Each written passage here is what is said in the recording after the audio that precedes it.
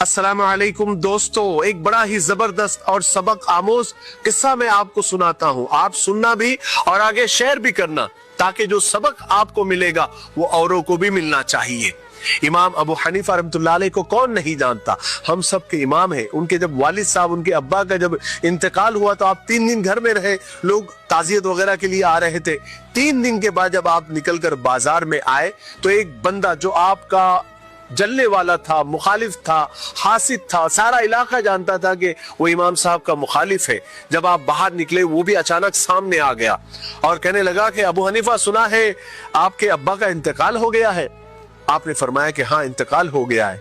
पर उसने कहा कि फिर अपनी माँ का निकाह मेरे साथ कर दो। अल्लाह अकबर, कैसा सख्त जुमला था कि इंसान की रूह कांप जाए, लेकिन आप इत्मीनान से खड़े रहे। जुमला सख्त था मगर बात तो शरई थी, कोई गैर शरई नहीं थी। इमाम साहब के साथ जो शागिर्द थे वो गुस्से में आ गए, उन्होंने अपनी तलवारें नियम से निकाल ली। आपने फरमाया कि रुक जाओ, मेरे साथ मेरा अल्लाह है, मैं कोई लावारिस नहीं हूं।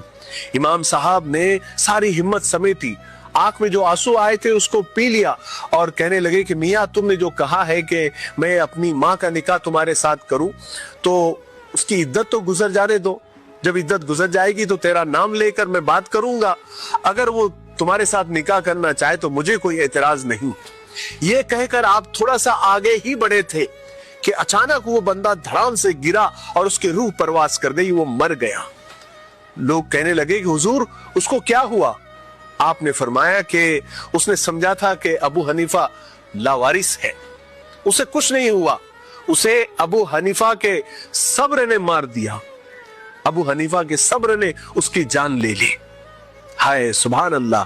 दोस्तों, हमेशा याद रखो कि लोगों की बद्दुआ ही नहीं, किसी का सब्र भी आपको कब्र तक पहुंचा सकता है। इसीलिए कहा जाता है कि बोलने वाले से मत डरो, बल्कि जो आपका जुल्म सहकर, आपकी बातें सुनकर खामोश हो जाए, उसकी खामोशी से डरो, क्योंकि मजलूम की आसमान का सीना चीर देती है और सीधा अर्श तक जाती है। बात समझ में आई?